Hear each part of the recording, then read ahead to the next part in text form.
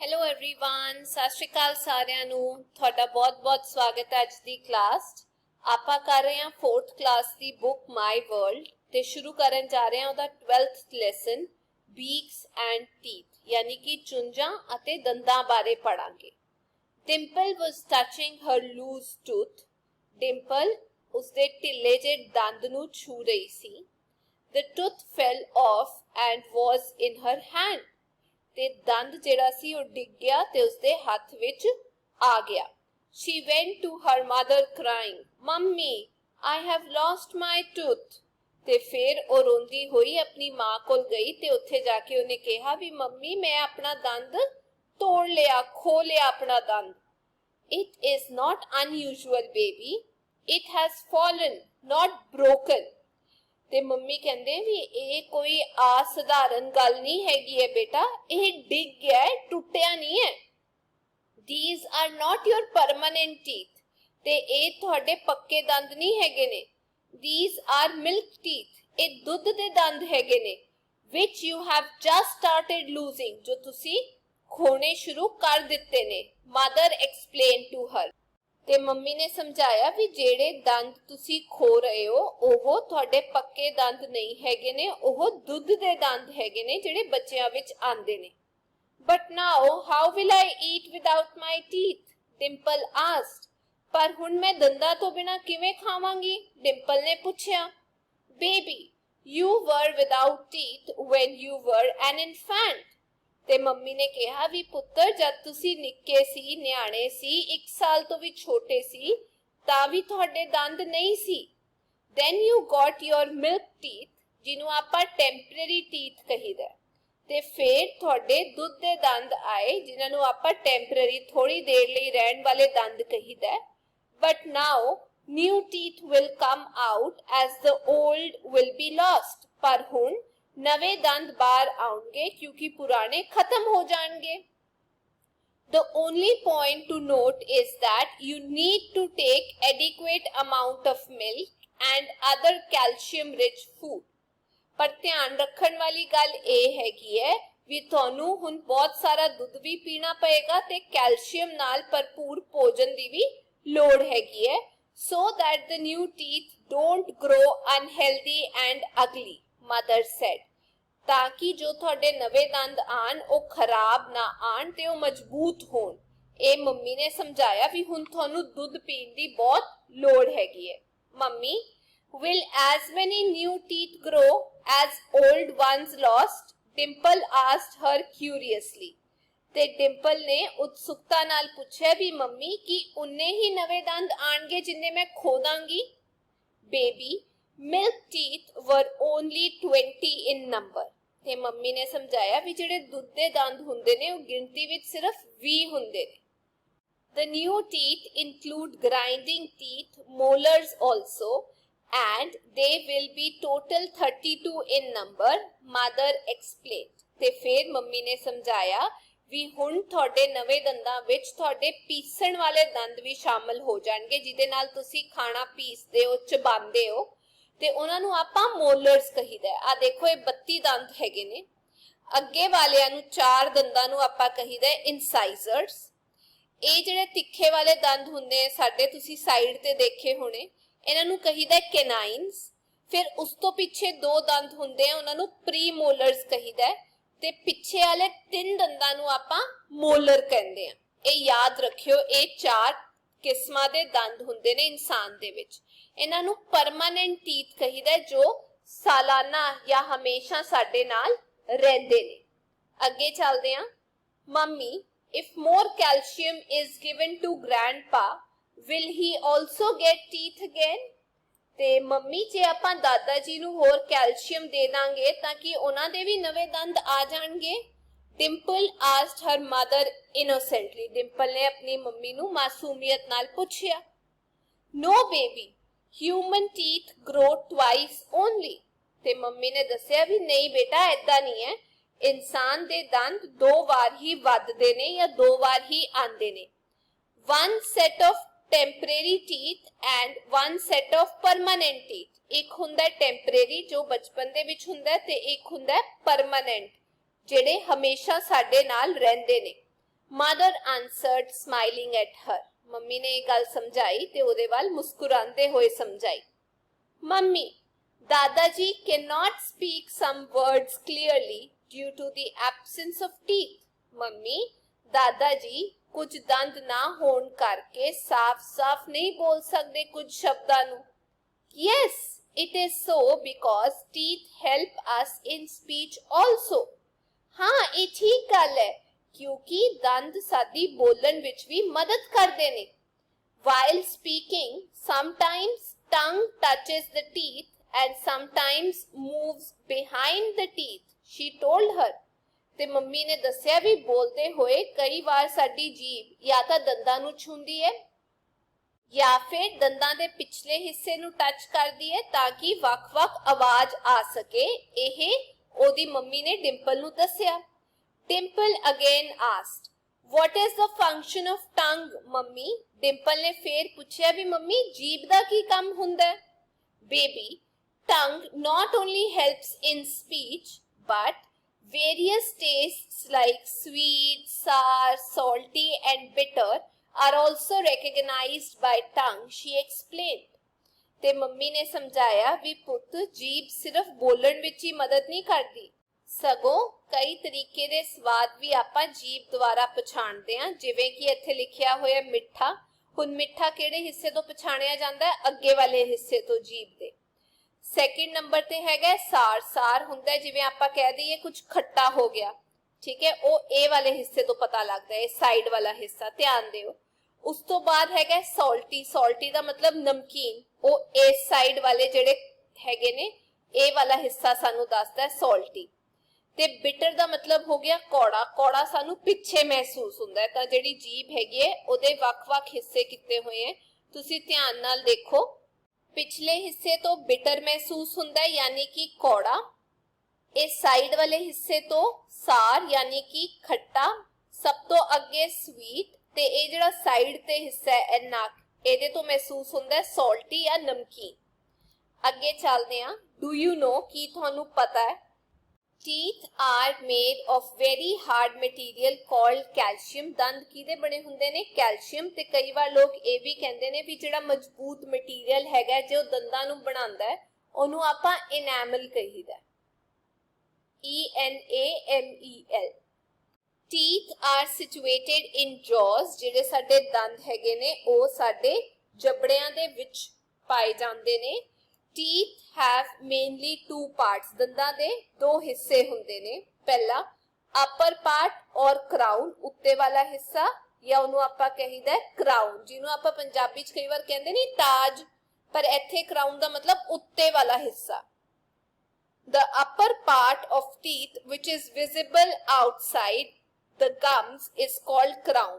ਜਿਹੜਾ ਹਿੱਸਾ ਤੁਸੀਂ ਬਾਹਰ ਦੇਖ ਸਕਦੇ ਹੋ, ਹੁਣੇ ਮੈਂ ਤੁਹਾਨੂੰ ਦਿਖਾਵਾਂਗੀ, ਉਹਨੂੰ ਆਪਾਂ crown ਕਹੀਦਾ. ਇਹ ਵਾਲਾ ਹਿੱਸਾ ਤੁਸੀਂ ਚਿੱਟੇ ਵਾਲਾ ਹਿੱਸਾ ਬਾਹਰ ਦੇਖ ਸਕਦੇ ਹੋ, ਇਹਨੂੰ ਆਪਾਂ ਕਰਾਊਨ ਕਹੀਦਾ. It helps in chewing food. ਤੇ ਇਹ ਭੋਜਨ ਨੂੰ ਚਬਾਉਣ ਵਿੱਚ ਸਾਡੀ ਮਦਦ ਕਰਦਾ ਹੈ. ਸੈਕਿੰਡ, ਲੋਅਰ ਪਾਰਟ ਔਰ ਰੂਟ. ਥੱਲੇ ਵਾਲਾ ਜਿਹੜਾ ਹਿੱਸਾ ਹੁੰਦਾ ਹੈ, ਇਹ ਵਾਲਾ ਜਿਹੜਾ ਤੁਹਾਨੂੰ ਦਿਖਾਈ ਨਹੀਂ ਦਿੰਦਾ, ਜਿਹਦੇ ਚੋਂ ਕਈ ਵਾਰ ਖੂਨ ਵੀ ਨਿਕਲਦਾ, ਉਹਨੂੰ ਆਪਾਂ ਰੂਟ ਕਹੀਦਾ. ਠੀਕ ਹੈ, ਇੱਥੇ ਦੇਖੋ ਰੂਫ ਲਿਖਿਆ ਹੋਇਆ, ਤੁਸੀਂ ਟੀ ਜ਼ਰੂਰ ਪਾ ਲਿਓ ਜੇ ਤੁਹਾਡੀ ਬੁੱਕ ਦੇ ਵਿੱਚ ROOF ਹੈਗਾ. ਲੋਅਰ ਪਾਰਟ ਔਰ route. The part of teeth which is not visible and is inside the gums is called root. ਦੰਦਾਂ ਦਾ ਉਹ ਹਿੱਸਾ ਜੋ ਦਿਖਾਈ ਨਹੀਂ ਦਿੰਦਾ ਤੇ ਅੰਦਰ ਹੁੰਦਾ ਹੈਗਾ ਮਸੂੜਿਆਂ ਦੇ, ਜੜਾਂ ਦੇ, ਉਹਨੂੰ ਆਪਾਂ ਕਹੀਦਾ route. It holds the teeth firmly. ਇਹ ਦੰਦਾਂ ਨੂੰ ਜ਼ਬਰਦਸਤ ਤਰੀਕੇ ਨਾਲ ਫੜ ਕੇ ਰੱਖਦਾ ਹੈ. ਇਹ ਵਾਲਾ ਜਿਹੜਾ ਰੂਟ ਸੈਕਸ਼ਨ ਹੁੰਦਾ ਹੈ, ਠੀਕ ਹੈ, ਥੱਲੇ ਵਾਲਾ ਰੂਟ ਤੇ ਉੱਤੇ ਵਾਲਾ ਕਰਾਊਨ. ਅੱਗੇ ਮੈਥਡ ਆਫ ਬ੍ਰਸ਼ਿੰਗ, ਵੀ ਸਾਨੂੰ ਬ੍ਰਸ਼ ਕਿਵੇਂ ਕਰਨਾ ਚਾਹੀਦਾ ਹੈ. Teeth should be cleaned in up down, ਉੱਤੇ ਨੀਚੇ ਕਰਕੇ, down up ਫਿਰ ਥੱਲੇ ਉੱਪਰ ਕਰਕੇ, inside out ਅੰਦਰ ਬਾਹਰ, we slowly with the help of soft brush. ਯਾਨੀ ਕਿ ਸਾਨੂੰ ਆਰਾਮ ਨਾਲ ਦੰਦਾਂ ਨੂੰ ਬ੍ਰਸ਼ ਕਰਨਾ ਚਾਹੀਦਾ ਹੈ ਇੱਕ ਸੌਫਟ ਬ੍ਰਸ਼ ਦੀ ਮਦਦ ਦੇ ਨਾਲ. The toothpaste should be applied on the brush. ਤੇ ਬ੍ਰਸ਼ ਤੇ ਸਾਨੂੰ ਕੀ ਲਾਣਾ ਚਾਹੀਦਾ ਹੈ? ਟੂਥਪੇਸਟ. ਅੱਗੇ outer white layer of teeth is the hardest part of the body. It is called enamel.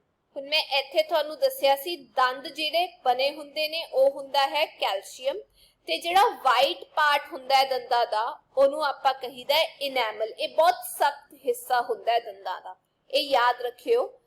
Outer white part, ਬਾਹਰਲਾ ਚਿੱਟੇ ਵਾਲਾ ਹਿੱਸਾ, ਉਹਨੂੰ ਆਪਾਂ ਇਨੈਮਲ ਕਹੀਦਾ।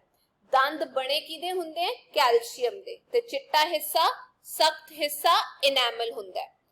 Teeth are mainly of 4 types. ਦੰਦ 4 ਕਿਸਮਾਂ ਦੇ ਹੁੰਦੇ ਨੇ।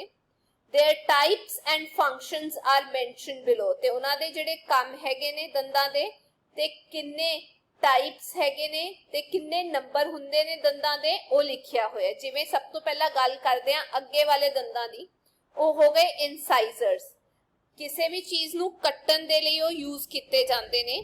4 ਥੱਲੇ 4 ਉੱਪਰ ਹੁੰਦੇ ਨੇ, ਟੋਟਲ ਹੋ ਗਿਆ 8 ਇਨਸਾਈਜ਼ਰਸ। ਅੱਗੇ ਹੁੰਦੇ ਕੈਨਾਈਨਸ। ਜੇ ਤੁਸੀਂ ਮੀਟ ਖਾਂਦੇ ਹੋ ਤਾਂ ਜਿਹਦੇ ਨਾਲ ਦੰਦਾਂ ਨਾਲ ਤੁਸੀਂ ਮੀਟ ਨੂੰ ਕੱਟਦੇ ਹੋ ਉਹਨੂੰ ਆਪਾਂ ਕਹਿੰਦੇ ਆ ਕੈਨਾਈਨਸ। ਟੀਅਰਿੰਗ ਆਫ ਫੂਡ, ਇਹ ਹੁੰਦੇ ਨੇ 4, 2 ਥੱਲੇ 2 ਉੱਪਰ। ਅੱਗੇ ਹੈਗੇ ਨੇ ਪ੍ਰੀਮੋਲਰਸ। ਚੂਇੰਗ ਆਫ ਫੂਡ ਯਾਨੀ ਭੋਜਨ ਨੂੰ ਚਬਾਉਣ ਲਈ ਵਰਤੇ ਜਾਂਦੇ ਨੇ। ਇਹ ਟੋਟਲ 8 ਹੁੰਦੇ ਨੇ, 4 ਥੱਲੇ 4 ਉੱਪਰ।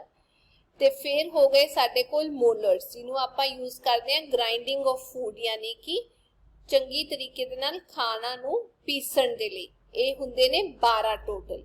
ਅੱਗੇ ਇੱਥੇ ਲਿਖਿਆ total number of teeth in N adult is 32। ਇੱਕ ਇਨਸਾਨ ਦੇ ਵਿੱਚ ਕਿੰਨੇ ਦੰਦ ਹੁੰਦੇ ਨੇ? 32 ਦੰਦ ਪਾਏ ਜਾਂਦੇ ਨੇ।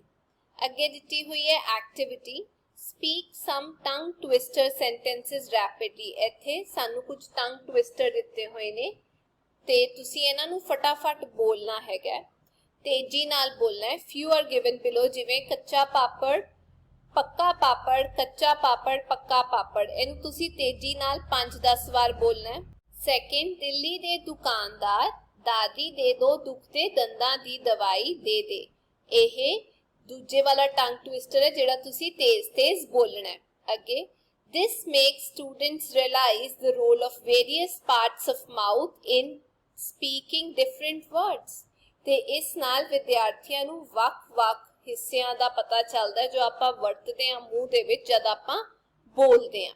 ਅੱਗੇ ਚੱਲਦੇ ਹਾਂ। ਫਰਸਟ ਕੁਐਸਚਨ ਇੱਥੇ ਹੈਗਾ, right the number of milk teeth and permanent teeth. ਆਪਾਂ ਹੁਣੇ ਪੜਿਆ ਸੀ ਵੀ ਦੁੱਧ ਦੇ ਦੰਦ ਕਿੰਨੇ ਹੁੰਦੇ ਨੇ? 20 ਤੇ ਪਰਮਾਨੈਂਟ ਟੀਥ ਹੁੰਦੇ ਨੇ 32। Second, what are the functions of tongue? ਆਪਣੀ ਜੀਭ ਦੇ ਕੀ ਕੀ ਕੰਮ ਹੁੰਦੇ ਨੇ? ਪਹਿਲਾ, tongue helps in knowing the taste ਯਾਨੀ ਕਿ ਸਵਾਦ ਜਾਣਨ ਵਿੱਚ ਮਦਦ ਕਰਦੀ ਹੈ। Second, it helps in speech, ਬੋਲਣ ਵਿੱਚ ਵੀ ਸਾਡੀ ਮਦਦ ਕਰਦੀ ਹੈ। ਇੱਥੇ ਐਕਟੀਵਿਟੀ 2 ਦਿੱਤੀ ਹੋਈ ਹੈ, right down the number and health of teeth of your family. ਤੁਹਾਡੇ ਪਰਿਵਾਰ ਦੇ ਵਿੱਚ ਜਿਹੜੇ ਮੈਂਬਰ ਹੈਗੇ ਨੇ ਉਹਨਾਂ ਦੇ ਦੰਦਾਂ ਦੀ ਗਿਣਤੀ ਤੇ ਦੰਦਾਂ ਦੀ ਸਿਹਤ ਬਾਰੇ ਲਿਖਣਾ ਹੈ। ਇੱਥੇ ਹੈਗੇ ਨੇਮ ਆਫ ਮੈਂਬਰ, ਮੈਂਬਰ ਦਾ ਨਾਂ, ਜਿਵੇਂ ਇੱਥੇ ਮੈਂ ਨਾਮ ਲਿਖੇ ਨੇ। ਫਿਰ ਰਿਲੇਸ਼ਨ, ਤੁਹਾਡਾ ਉਹਨਾਂ ਨਾਲ ਕੀ ਰਿਸ਼ਤਾ ਹੈ। ਫਿਰ ਉਹਨਾਂ ਦੇ ਕਿੰਨੇ ਦੰਦ ਹੈਗੇ ਨੇ ਉਹ ਮੈਂ ਇੱਥੇ ਲਿਖਤਾ। ਤੇ ਹੈਲਥ ਕੀ ਹੈਗੀ ਉਹਨਾਂ ਦੇ ਦੰਦਾਂ ਦੀ ਉਹ ਆਪਾਂ ਇੱਥੇ ਲਿਖਣਾ ਹੈ। Third question, what is enamel? enamel ਕੀ ਹੁੰਦਾ ਹੈ?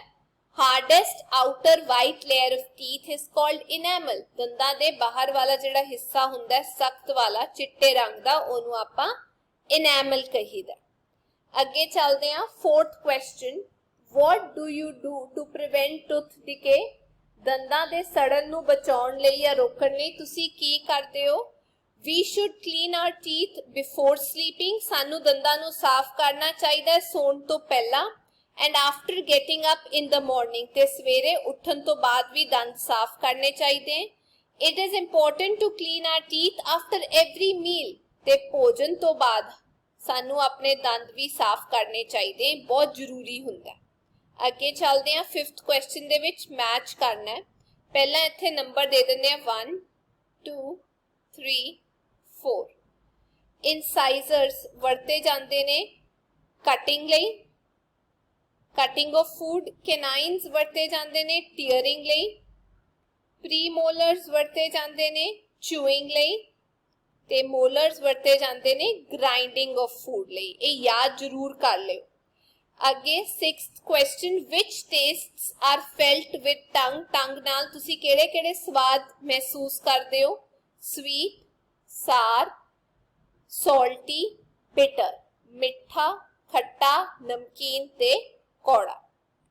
In the meantime, some people gathered in the street to see an elephant.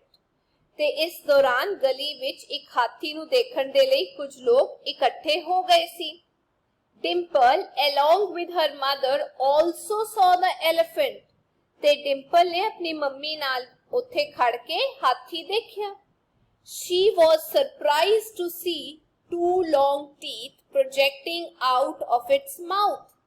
ਤੇ ਉਸਦੇ ਮੂੰਹ ਵਿੱਚੋਂ ਦੋ ਲੰਬੇ ਦੰਦ ਨਿਕਲਦੇ ਹੋਏ ਦੇਖ ਕੇ ਉਹ ਹੈਰਾਨ ਰਹਿ ਗਈ। ਆ ਦੇਖੋ। Mother told Dimple that those teeth were not meant for eating. ਤੇ ਡਿੰਪਲ ਦੀ ਮਾਂ ਨੇ ਡਿੰਪਲ ਨੂੰ ਦੱਸਿਆ ਵੀ ਇਹ ਜਿਹੜੇ ਲੰਬੇ ਵਾਲੇ ਦੰਦ ਤੁਸੀਂ ਦੇਖ ਰਹੇ ਹੋ ਹਾਥੀ ਦੇ, ਇਹਦੇ ਨਾਲ ਇਹ ਭੋਜਨ ਨਹੀਂ ਖਾਂਦਾ।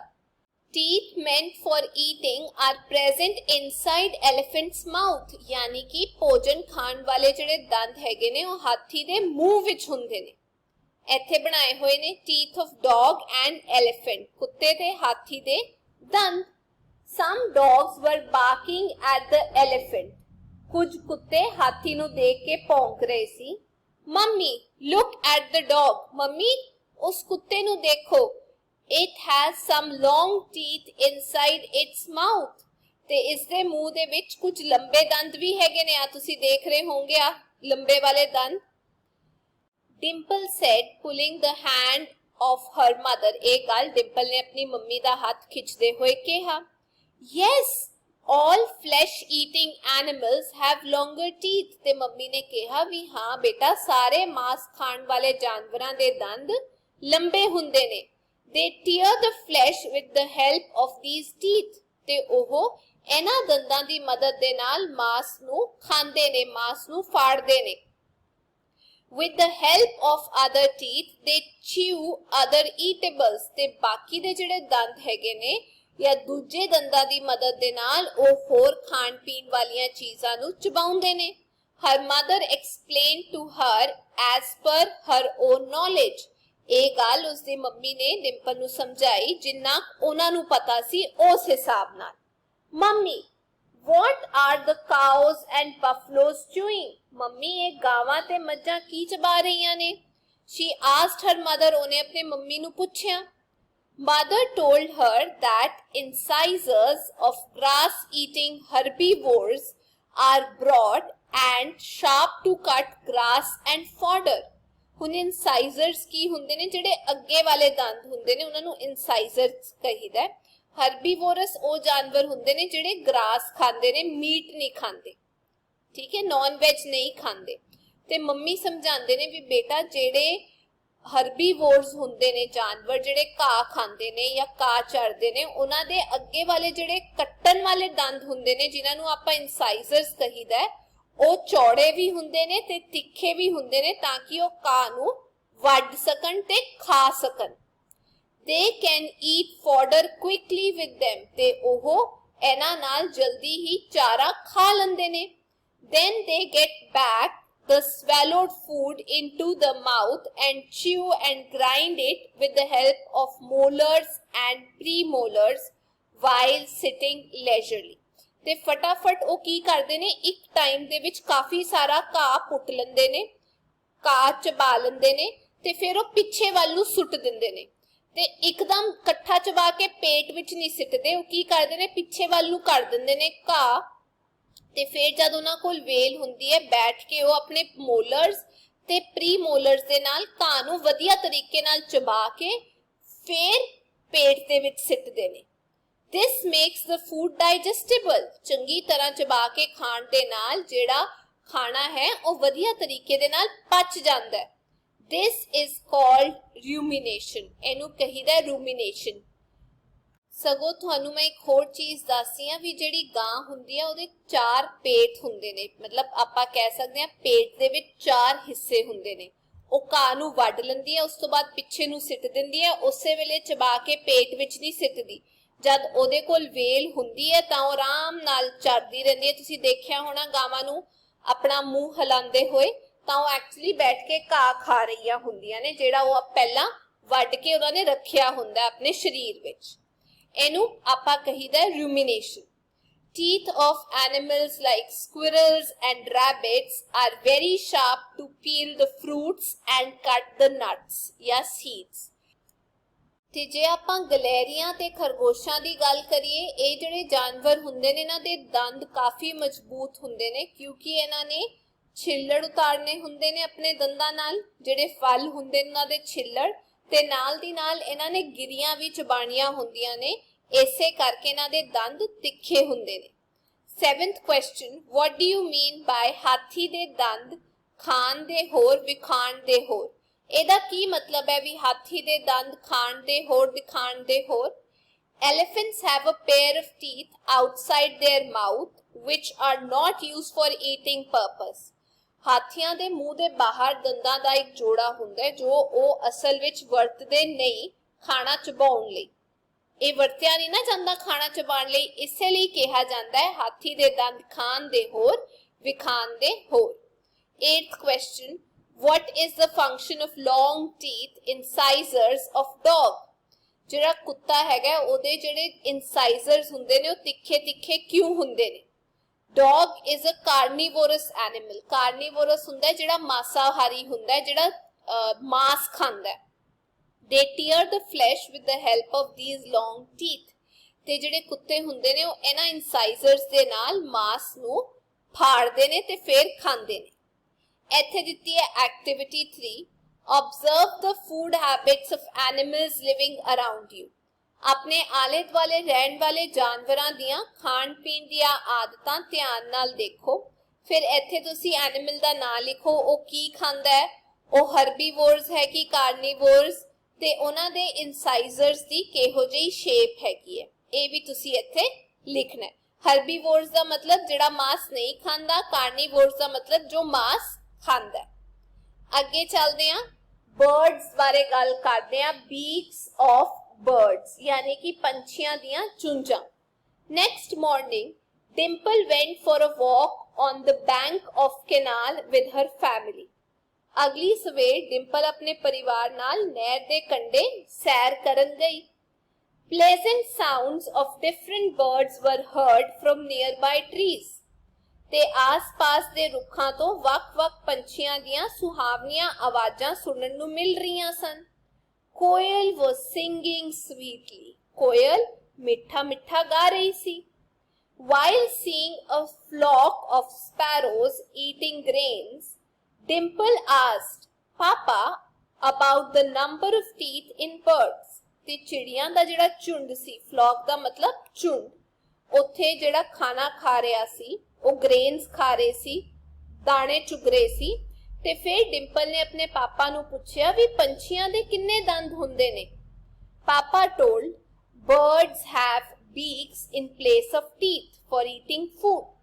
ਤੇ ਪਾਪਾ ਨੇ ਦੱਸਿਆ ਵੀ ਪੰਛੀ ਭੋਜਨ ਖਾਣ ਦੇ ਲਈ ਉਹਨਾਂ ਕੋਲ ਦੰਦ ਨਹੀਂ ਹੁੰਦੇ, ਉਹ ਆਪਣੀ ਚੁੰਝ ਦੀ ਵਰਤੋਂ ਕਰਦੇ ਆ। Their favorite food can be guessed from the shape of their beak। ਤੇ ਉਹਨਾਂ ਦਾ ਪਸੰਦੀਦਾ ਭੋਜਨ ਦਾ ਅੰਦਾਜ਼ਾ ਲਾਇਆ ਜਾ ਸਕਦਾ ਹੈ ਉਹਨਾਂ ਦੀ ਚੁੰਝ ਦੀ ਸ਼ਕਲ ਦੇਖ ਕੇ ਵੀ ਚੁੰਝ ਉਹਨਾਂ ਦੀ ਕਿਹੋ ਜੀ ਹੈ। ਚਲੋ ਅੱਗੇ ਪੜ੍ਹਦੇ ਹਾਂ। The beaks of sparrows, pigeons, peacocks, hens and dove are so short and hard that they can break the grains easily। ਜੇ ਆਪਾਂ ਚਿੜੀਆਂ, ਕਬੂਤਰ, ਮੋਰ, ਮੁਰਗੀਆਂ ਤੇ ਘੁੱਗੀਆਂ ਦੀ ਚੁੰਝ ਦੀ ਗੱਲ ਕਰੀਏ, ਉਹ ਛੋਟੀਆਂ ਹੁੰਦੀਆਂ ਨੇ ਤੇ ਸਖਤ ਹੁੰਦੀਆਂ ਨੇ, ਤੇ ਆਪਾਂ ਅੰਦਾਜ਼ਾ ਲਾ ਸਕਦੇ ਹਾਂ ਵੀ ਉਹ ਸਖਤ ਚੀਜ਼ ਉਹਦੇ ਨਾਲ ਤੋੜ ਸਕਦੀਆਂ ਨੇ। Parrot likes fruit. ਤੋਤੇ ਨੂੰ ਫਲ ਪਸੰਦ ਹੁੰਦੇ ਨੇ। It eats hard, unripe and ripe fruits with its round and curved beak। ਇਹ ਜਿਹੀ ਉਹਦੀ ਚੁੰਝ ਹੁੰਦੀ ਹੈ। ਉਹ ਕੀ ਖਾਂਦਾ? ਉਹ ਸਖਤ ਫਲ ਖਾਂਦਾ ਹੈ। ਜਿਹੜੇ ਪੱਕੇ ਹੋਏ ਫਲ ਨਹੀਂ ਹੁੰਦੇ ਉਹ ਵੀ ਖਾ ਲੈਂਦਾ ਹੈ, ਜਿਹੜੇ ਪੱਕੇ ਹੋਏ ਫਲ ਹੁੰਦੇ ਆ ਉਹ ਵੀ ਖਾ ਲੈਂਦਾ ਆਪਣੀ ਚੁੰਝ ਦੇ ਨਾਲ।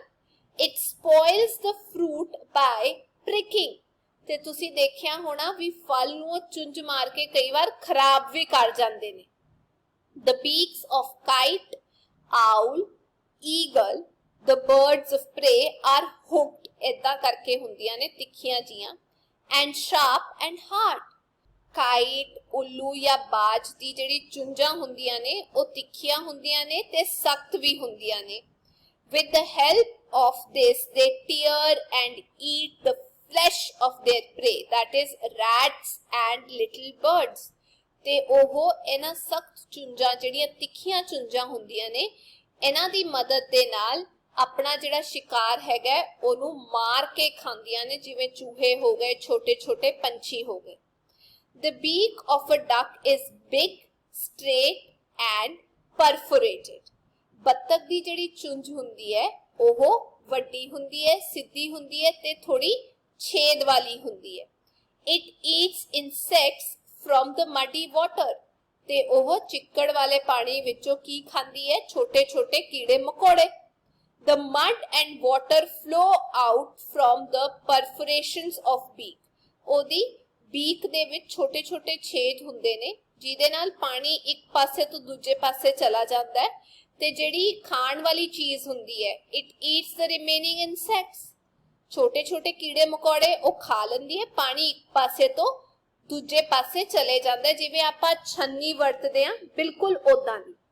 The beak of a pelican bears a pouch on its lower part। ਜਿਹੜਾ pelican bird ਹੁੰਦਾ ਹੈ ਉਹਦੇ ਇਹ ਜਿਹੜਾ ਮੂੰਹ ਹੈਗਾ ਨਾ ਇਹਦੇ ਥੱਲੇ ਵਾਲੇ ਹਿੱਸੇ ਇੱਕ ਪਾਊਚ, ਇੱਕ ਬੈਗ ਜਿਹਾ ਹੁੰਦਾ ਹੈ। The long, straight and sharp beak of a woodpecker helps it in eating insects from the cavities and barks of the trees। ਤੇ ਜਿਹੜੀ woodpecker ਹੁੰਦੀ ਹੈ ਲੱਕੜਹਾਰਾ, ਉਹਦੀ ਲੰਬੀ ਸਿੱਧੀ ਤੇ ਤਿੱਖੀ ਚੁੰਝ ਉਸਨੂੰ ਦਰਖਤਾਂ ਵਿੱਚੋਂ ਜਿਹੜੇ ਕੀੜੇ ਹੁੰਦੇ ਆ ਉਹ ਖਾਣ ਦੇ ਵਿੱਚ ਮਦਦ ਕਰਦੀ ਹੈ। Honey eater sucks the nectar from the flower while flying with its thin and long beak। ਤੇ ਜਿਹੜੀ ਹਨੀ ਈਟਰ ਹੁੰਦੀ ਹੈ ਉਹ ਵੀ ਇੱਕ ਤਰੀਕੇ ਦੀ ਬਰਡ ਹੁੰਦੀ ਹੈ। ਉਹ ਕੀ ਕਰਦੀ ਹੈ? ਆਪਣੀ ਬੀਕ ਦੇ ਨਾਲ ਆਪਣੀ ਚੁੰਝ ਜਿਹੜੀ ਤਿੱਖੀ ਹੁੰਦੀ ਹੈ ਤੇ ਲੰਬੀ ਹੁੰਦੀ ਹੈ ਉਹਦੇ ਨਾਲ ਜਿਹੜਾ ਅੰਮ੍ਰਿਤ ਹੁੰਦਾ ਹੈ ਫੁੱਲਾਂ ਵਿੱਚ ਉਹ ਚੂਸਦੀ ਹੈ। Kingfisher eats small creatures like fishes and frogs from the ponds with its long and broad beak। ਤੇ ਕਿੰਗਫਿਸ਼ਰ ਮੱਛਲੀਆਂ ਤੇ ਡੱਡੂ ਖਾਂਦੀ ਹੈ ਆਪਣੀ ਲੰਬੀ ਤੇ ਚੌੜੀ ਚੁੰਝ ਦੇ ਨਾਲ, ਤਲਾਬ ਵਿੱਚੋਂ ਖਾਂਦੀ ਹੈ। The birds use their beaks for making nests। ਜਿਹੜੇ ਪੰਛੀ ਹੁੰਦੇ ਆ ਉਹ ਆਪਣੀ ਚੁੰਝਾਂ ਦੀ ਵਰਤੋਂ ਕਿਹਦੇ ਲਈ ਕਰਦੇ ਆ? ਆਪਣਾ ਆਲਣਾ ਬਣਾਉਣ ਲਈ। Feeding young ones ਬੱਚਿਆਂ ਨੂੰ ਖਾਣਾ ਦੇਣ ਲਈ। Cleaning feathers ਆਪਣੇ ਖੰਭਾਂ ਨੂੰ ਸਾਫ਼ ਕਰਨ ਲਈ ਚੁੰਝ ਦੀ ਵਰਤੋਂ ਕਰਦੇ ਆ। And self security besides eating food ਤੇ ਆਪਣੀ ਸੁਰੱਖਿਆ ਕਰਨ ਦੇ ਲਈ ਵੀ ਆਪਣੀ ਚੁੰਝ ਦੀ ਵਰਤੋਂ ਕਰਦੇ ਆ ਤੇ ਨਾਲ ਦੀ ਨਾਲ ਖਾਣਾ ਵੀ ਉਸੇ ਨਾਲ ਖਾਂਦੇ ਆ ਕਿਉਂਕਿ ਇਹਨਾਂ ਦੇ ਦੰਦ ਤਾਂ ਹੁੰਦੇ ਨਹੀਂ। ਅੱਗੇ ਕਿਹਾ right names of birds below the pictures. ਇੱਥੇ ਪਿਕਚਰਸ ਦਿੱਤੀਆਂ ਹੋਈਆਂ ਤੇ ਉਹਨਾਂ ਦੀ ਚੁੰਝ ਵੀ ਸਾਨੂੰ ਦਿਖਾਈ ਦੇ ਰਹੀ ਹੈ। ਇੱਥੇ ਆਪਾਂ ਪੰਛੀਆਂ ਦੇ ਨਾਂ ਲਿਖਣੇ ਨੇ। ਸਭ ਤੋਂ ਪਹਿਲਾਂ ਇਹ ਹੈਗਾ ਪੈਰਟ ਤੋਤਾ, ਈਗਲ ਇਲ, ਇਹ ਹੈਗੀ ਹੈ ਡਕ ਜਿਹਨੂੰ ਆਪਾਂ ਕਹੀਦਾ ਹੈ ਬੱਤਖ, ਸਪੈਰੋ ਇਹਨੂੰ ਆਪਾਂ ਕਹੀਦਾ ਹੈ ਪੈਲਿਕਨ, ਇਹ ਹੈਗਾ woodpecker. 9th question, take the correct answer। ਸਹੀ ਤੇ ਆਪਾਂ ਨਿਸ਼ਾਨ ਲਾਣਾ ਹੈ A part। Which of these birds eat fish? ਇਹਨਾਂ ਵਿੱਚੋਂ ਕਿਹੜਾ ਪੰਛੀ ਮੱਛੀ ਖਾਂਦਾ ਹੈ? ਪੈਰਟ, kingfisher, crow ਜਾਂ pigeon? Kingfisher। B part, which of these birds have a pouch under its beak? ਇਹਨਾਂ ਵਿੱਚੋਂ ਕਿਹੜਾ ਪੰਛੀ ਹੈ ਜਿਹੜੀ ਚੁੰਝ ਦੇ ਹੇਠ ਇੱਕ ਬੈਗ ਹੈਗਾ? ਆ ਦੇਖੋ ਇਹ ਹੈਗਾ ਪੈਲਿਕਨ, ਇੱਥੇ ਆਪਾਂ ਮਾਰਕ ਕਰ ਦਿੰਦੇ ਹਾਂ। Why is the beak of woodpecker larger than the beak of sparrow? woodpecker ਦੀ ਜਿਹੜੀ beak ਹੈਗੀ ਹੈ, ਚੁੰਝ ਹੈਗੀ ਹੈ, ਉਹ sparrow ਨਾਲੋਂ ਵੱਡੀ ਕਿਉਂ ਹੁੰਦੀ ਹੈ? woodpecker picks insects from the holes of the trees। woodpecker ਰੁੱਖਾਂ ਦੇ ਵਿੱਚ ਜਿਹੜੇ ਛੇਦ ਹੁੰਦੇ ਹੈ ਉੱਥੇ ਆਪਣੀ ਚੁੰਝ ਘਸੋੜ ਕੇ ਛੋਟੇ ਛੋਟੇ ਕੀੜੇ ਮਕੌੜੇ ਖਾਂਦਾ, ਇਸੇ ਕਰਕੇ ਉਹਦੀ ਜਿਹੜੀ beak ਹੈਗੀ ਹੈ, ਚੁੰਝ ਹੈਗੀ ਹੈ, ਵੱਡੀ ਹੁੰਦੀ ਹੈ। But sparrow picks grains। ਪਰ ਜਿਹੜੀ sparrow ਹੁੰਦੀ ਹੈ ਉਹ ਦਾਣੇ ਖਾਂਦੀ ਹੈ, so it has small beak, ਇਸੇ ਕਰਕੇ ਉਹਦੀ ਛੋਟੀ ਚੁੰਝ ਹੁੰਦੀ ਹੈ। 11th question, which of the birds eat flesh after preying? ਕਿਹੜੀ ਪੰਛੀ ਜਿਹੜਾ ਹੈਗਾ ਉਹ flesh ਖਾਂਦਾ ਹੈ, ਮਾंस ਖਾਂਦਾ ਹੈ ਸ਼ਿਕਾਰ ਕਰਨ ਤੋਂ ਬਾਅਦ? Owl, eagle and kite। Activity दिती हुई है third, right the names of birds with long and short beaks and their food. ਇੱਥੇ ਆਪਾਂ ਬਰਡਸ ਦੇ ਨਾਂ ਲਿਖਨੇ ਆ ਜਿਨ੍ਹਾਂ ਦੀ ਲੰਬੀ ਚੁੰਝ ਹੁੰਦੀ ਹੈ, ਉਹ ਕੀ ਖਾਂਦੇ ਨੇ। ਇੱਥੇ ਆਪਾਂ ਨਾਂ ਲਿਖਨੇ ਨੇ ਬਰਡਸ ਦੇ ਜਿਨ੍ਹਾਂ ਦੀ ਛੋਟੀ ਚੁੰਝ ਹੁੰਦੀ ਹੈ ਤੇ ਉਹ ਕੀ ਖਾਂਦੇ ਨੇ। ਮੈਂ ਇੱਥੇ ਲਿਖਿਆ ਕਿੰਗਫਿਸ਼ਰ, ਉਹ ਖਾਂਦਾ ਹੈ ਇਨਸੈਕਟਸ, ਕੀੜੇ ਜਿਨ੍ਹਾਂ ਦੀ ਲੰਬੀ ਚੁੰਝ ਹੈਗੀ ਹੈ। ਇੱਕ ਹੋਰ ਬਰਡ ਹੁੰਦਾ ਹੈ ਸਪੂਨਬਿਲ, ਉਹ ਖਾਂਦਾ ਹੈ ਫਿਸ਼, ਮੱਛੀ। छोटी बीक वाले, छोटी चुंज वाले हो गए रॉबिन, वो खांदा है बेरीज। हमिंग बर्ड वो खांदा है फ्लावर्स तो नेक्टर यानी कि फुल्ला तो अमृत। अगे गल करते हैं क्लॉज ऑफ बर्ड्स, पंछियां दे पंजे बारे। Kirat, the younger brother of Dimple asked surprisingly to her father why the toes of the claws of birds are webbed to each other।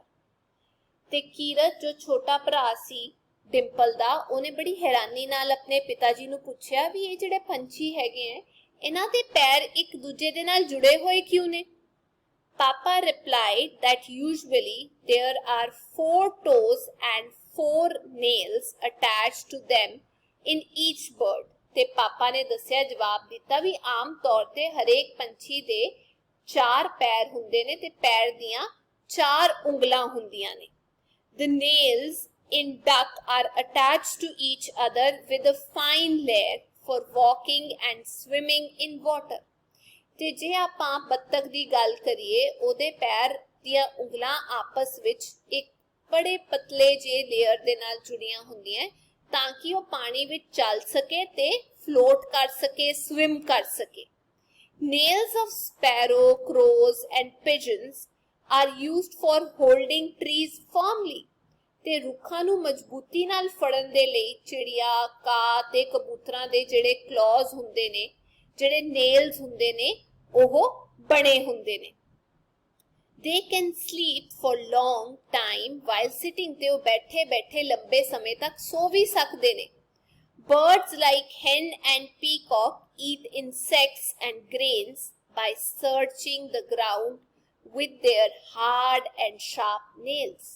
ਤੇ ਜੇ ਆਪਾਂ ਗੱਲ ਕਰੀਏ ਬਰਡਸ ਜਿਵੇਂ ਕਿ ਹੈਨ, ਮੁਰਗੀ ਦੀ, ਪੀਕੌਕ ਦੀ, ਮੋਰ ਦੀ, ਇਹ ਕੀ ਕਰਦੇ ਨੇ, ਕੀੜੇ ਮਕੌੜੇ ਖਾਂਦੇ ਨੇ, ਦਾਣੇ ਖਾਂਦੇ ਨੇ। ਕਿਵੇਂ ਖਾਂਦੇ ਨੇ? ਗਰਾਊਂਡ ਤੇ ਸਰਚ ਕਰਕੇ, ਯਾਨੀ ਕਿ ਆਪਣੇ ਤਿੱਖੇ ਜਿਹੜੇ ਨੌ ਹੁੰਦੇ ਨੇ ਉਹਦੇ ਨਾਲ ਖੋਜ ਕਰਕੇ ਜ਼ਮੀਨ ਤੇ ਫਿਰ ਇਹ ਕੀੜੇ ਮਕੌੜੇ ਜਾਂ ਫਿਰ ਅਨਾਜ ਖਾਂਦੇ ਨੇ। Nails of hunting animals like eagle and owl, animals ਨਹੀਂ ਆਏਗਾ ਇੱਥੇ, ਬਰਡਸ ਆਏਗਾ। Like eagle and owl are strong and sharp। ਤੇ ਜਿਹੜੇ ਨੌ ਹੁੰਦੇ ਨੇ ਹੰਟ ਕਰਨ ਵਾਲੇ ਬਰਡਸ ਦੇ, ਸ਼ਿਕਾਰ ਕਰਨ ਵਾਲੇ ਪੰਛੀਆਂ ਦੇ, ਜਿਵੇਂ ਈਗਲ ਹੋ ਗਈ, ਬਾਜ ਹੋ ਗਿਆ, ਉੱਲੂ ਹੋ ਗਿਆ, ਇਹ ਬੜੇ ਤਿੱਖੇ ਤੇ ਮਜ਼ਬੂਤ ਹੁੰਦੇ ਨੇ। ਆ ਦੇਖੋ ਇੱਥੇ ਈਗਲ ਈਟਿੰਗ ਫਲੈਸ਼, ਇਹ ਦੂਜੇ ਕਬੂਤਰ ਨੂੰ ਖਾ ਰਹੀ ਹੈ। ਤੇ ਇੱਥੇ ਹੈਗਾ ਵੁੱਡਪੈਕਰ, ਇਹ ਹੈਗਾ woodpecker. The nails of claws of woodpecker are opposite to each other in the form of a pair so that they can move easily by holding the bark of a tree। ਜਿਹੜੇ ਨੌ ਹੁੰਦੇ ਨੇ woodpecker ਦੇ, ਉਹਦੇ claws ਪੰਜੇ ਦੇ, ਉਹ ਇੱਕ ਦੂਜੇ ਤੋਂ ਉਲਟੇ ਹੁੰਦੇ ਨੇ। ਤੁਸੀਂ ਫੋਟੋ ਜ਼ਰੂਰ ਦੇਖਿਓ ਤਾਂ ਕਿ ਉਹ ਸੌਖੇ ਤਰੀਕੇ ਦੇ ਨਾਲ ਪੇੜ ਤੇ ਇੱਕ ਥਾਂ ਤੋਂ ਦੂਜੀ ਥਾਂ ਚੱਲ ਸਕੇ। Ostrich cannot fly। ostrich उड़ नहीं सकती। It is a running bird। ये तेज दौड़ती है। It has only 2 toes in each claw। ते ओदे सिर्फ 2 ही toes हैगे ने हर एक claw दे विच, हर एक पंजे दे विच। Children, thus toes and beaks of birds are different according to their living and feeding style। ਆਪਾਂ ਇਹ ਕਹਿ ਸਕਦੇ ਹਾਂ ਵੀ ਪੰਛੀਆਂ ਦੀਆਂ ਉਂਗਲਾਂ ਤੇ ਉਹਨਾਂ ਦੀਆਂ ਚੁੰਝਾਂ ਜਾਂ ਪੰਛੀਆਂ ਦੀਆਂ ਪੰਜੇ ਤੇ ਉਹਨਾਂ ਦੀਆਂ ਚੁੰਝਾਂ ਵੱਖ-ਵੱਖ ਹੁੰਦੀਆਂ ਨੇ ਉਹਨਾਂ ਦੇ ਰਹਿਣ ਸਹਿਣ ਦੇ ਤਰੀਕੇ ਦੇ ਹਿਸਾਬ ਨਾਲ ਤੇ ਉਹ ਕੀ ਖਾਂਦੇ ਨੇ ਉਸ ਹਿਸਾਬ ਤੇ ਨਿਰਭਰ ਕਰਦੀਆਂ ਨੇ। ਜਿਵੇਂ ਹੁਣ ਆ ਦੇਖੋ ਇਹ ਪੰਜੇ ਹੈਗੇ ਨੇ, 9 ਹੈਗੇ ਨੇ ਈਗਲ ਦੇ। ਇਹ ਇਦਾਂ ਦੇ ਕਿਉਂ ਹੈਗੇ ਨੇ ਆਪਾਂ ਇੱਥੇ ਲਿਖ ਦਿੰਦੇ ਆ। Catching the prey and tearing flesh, flesh ਨੂੰ ਫਾੜਨ ਦੇ ਲਈ, ਮਾਸ ਨੂੰ ਫਾੜਨ ਦੇ ਲਈ ਤੇ ਸ਼ਿਕਾਰ ਫੜਨ ਦੇ ਲਈ। ਇਹ ਹੈਗਾ ਵੁੱਡਪੈਕਰ। ਵੁੱਡਪੈਕਰ ਦੇ ਜਿਹੜੇ 9 ਹੈਗੇ ਇਦਾਂ ਦੇ ਕਿਉਂ ਹੈਗੇ ਨੇ? Catch the bark of the tree, ताकि ਉਹ ਰੁੱਖ ਤੇ ਬੈਠ ਸਕੇ ਆਰਾਮ ਦੇ ਨਾਲ ਲੱਕੜ ਨੂੰ ਫੜ ਕੇ। ਇਹ ਹੈਗੇ ਸਪੈਰੋ ਦੇ ਕਲੌਜ਼ ਪੰਜੇ ਤੇ 9।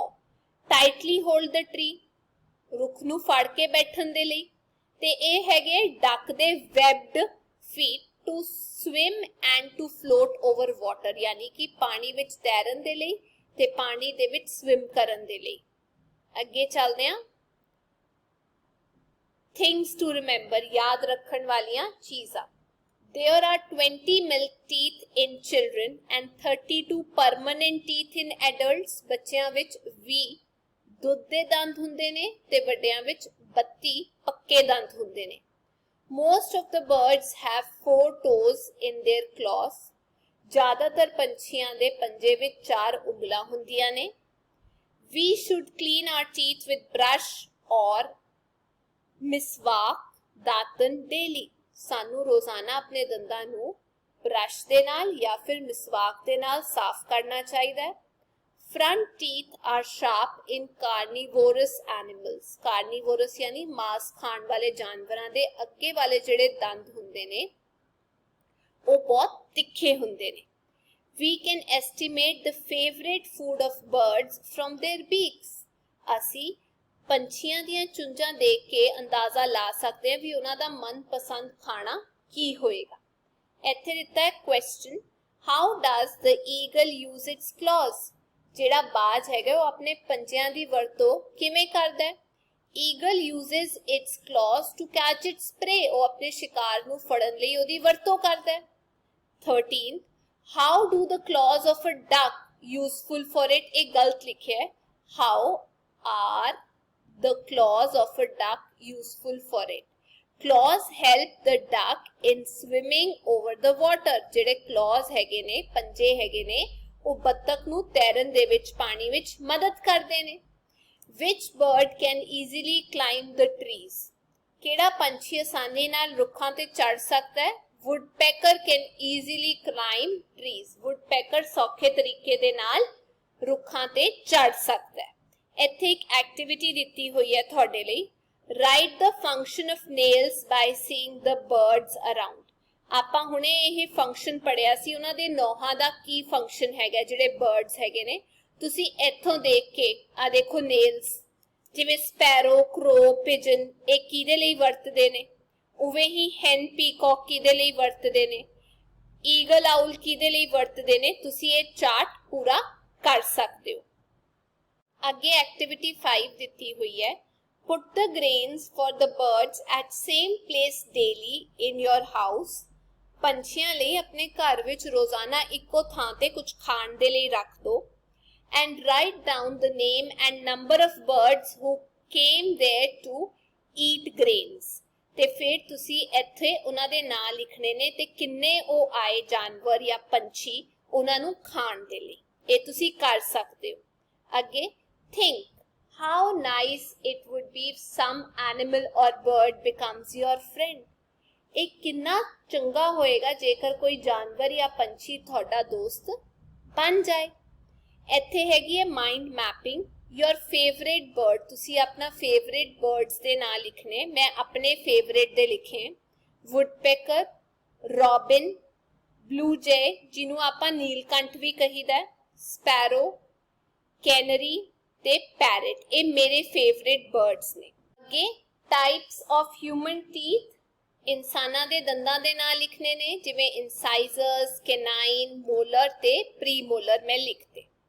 ਅੱਗੇ ਕਿਹਾ ਹੈ ਵੀ ਸ਼ੁੱਡ ਨਾਟ ਟੀਜ਼ ਔਰ ਹੰਟ ਐਨੀਮਲਸ। ਸਾਨੂੰ ਜਾਨਵਰਾਂ ਨੂੰ ਛੇੜਨਾ ਨਹੀਂ ਚਾਹੀਦਾ, ਸ਼ਿਕਾਰ ਨਹੀਂ ਕਰਨਾ ਚਾਹੀਦਾ। They make our environment beautiful and pleasant with their notes यानी कि वॉइस एंड कलरफुल विंग्स। ਉਹ ਆਪਣੀ ਆਵਾਜ਼ ਦੇ ਨਾਲ ਤੇ ਰੰਗੀਨ ਖੰਭਾਂ ਦੇ ਨਾਲ ਵਾਤਾਵਰਣ ਨੂੰ ਬਹੁਤ ਸੁੰਦਰ ਤੇ ਸੁਹਾਵਣਾ ਬਣਾ ਦਿੰਦੇ ਨੇ। We should keep grains, water, etc. on the rooftop of our houses. ਤੇ ਪੰਛੀਆਂ ਲਈ ਸਾਨੂੰ ਆਪਣੇ ਘਰਾਂ ਦੀਆਂ ਛੱਤਾਂ ਤੇ ਅਨਾਜ ਤੇ ਪਾਣੀ ਰੱਖਣਾ ਚਾਹੀਦਾ ਹੈ। ਤੇ ਇਹ ਸੀ ਅੱਜ ਦੀ ਕਲਾਸ। ਮੈਂ ਉਮੀਦ ਕਰਦੀ ਹਾਂ ਤੁਹਾਨੂੰ ਸਮਝ ਆ ਗਿਆ ਹੋਵੇਗਾ। ਹੁਣ ਆਪਾਂ ਅਗਲੀ ਕਲਾਸ ਦੇ ਵਿੱਚ ਮਿਲਾਂਗੇ। ਤਦ ਤੱਕ ਟੇਕ ਕੇਅਰ, ਬਾਏ ਬਾਏ।